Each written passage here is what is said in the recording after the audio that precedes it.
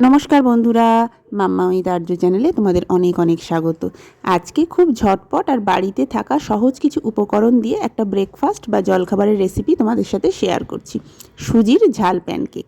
সুজি আর বাড়িতে থাকা একদম ঘরোয়া কিছু উপকরণ দিয়ে খুব ঝটপট এই ব্রেকফাস্টটা তৈরি করে ফেলতে পারবে। প্রথমে বাড়িতে থাকা কিছু সবজি চপারে দিয়ে চপ করে নিলাম। এরপর ব্যাটারের জন্য সবজিগুলো দিয়ে তার মধ্যে ছোট গ্লাসের 2 গ্লাস দিলাম সুজি আর স্বাদ মতো নুন। সুজি আর নুনটা খুব ভালোভাবে মিশিয়ে নেব।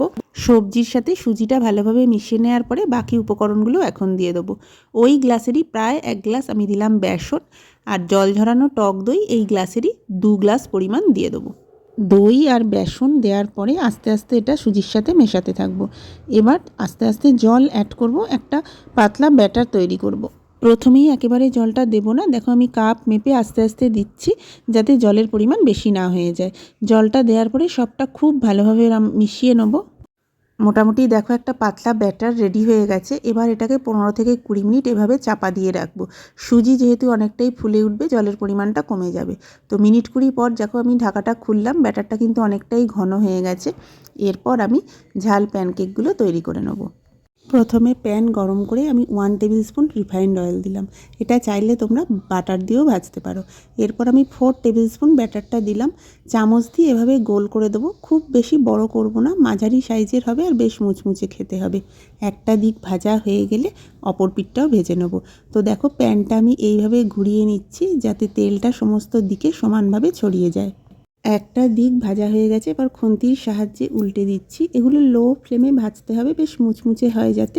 খুন্তি দিয়ে দেখো এভাবে আমি চেপে চেপে দিচ্ছি। দুটো দিকে কিন্তু খুব সুন্দর বাদামি রং ধরে গেছে, মানে ভাজা হয়ে গেছে। এরপর আরও একটা তোমাদের ভেজে দেখাচ্ছি।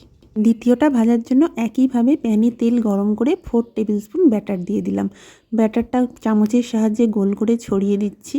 ব্রেকফাস্টে একটু অন্যরকম কিছু খেতে ইচ্ছে করলে, অথচ হাতে বেশি সময় নেই বা সেরকম কিছু জোগাড় করাও নেই, তাহলে ঝটপট বাড়িতে থাকা কিছু উপকরণ দিয়ে খুব সহজেই এই জলখাবারটা কিন্তু বানিয়ে ফেলতে পারবে। রংটা চেঞ্জ হতে শুরু করেছে, মানে একটা দিক ভাজা হয়ে গেছে। এবার খুন্তির সাহায্যে আমি উল্টে দিলাম। একদিকটা দেখো কত সুন্দর হয়েছে, একেবারে বাদামি, ভীষণই মুচমুচে হয়েছে। দুটো দিক এপিট ওপিট করে ভালোভাবে ভেজে নিলাম, একদম রেডি। চাইলে তোমরা এগুলো সস বা মেয়োনিজের সাথেও পরিবেশন করতে পারো, তবে এগুলো কিন্তু শুধু মুখে খেতেও ভীষণ ভালো লাগবে। সুজির এই ঝাল প্যানকেকের ওপর দিকটা একেবারে মুচমুচে হবে আর ভেতরটা খুব নরম হবে। তোমাদের দেখো ছুরি দিয়ে কেটে দেখিয়ে দিচ্ছি, ভেতরটা কিন্তু খুব সফট হয়েছে, অথচ ওপর থেকে বেশ একটা মুচমুচে ক্রাঞ্চি ব্যাপার আছে। ব্রেকফাস্টে অবশ্যই একবার ট্রাই করো আর তোমাদের মতামতটা আমাকে জানাবে। খুব শিগগিরই দেখা হবে, ততক্ষণ সবাই খুব ভালো থেকো।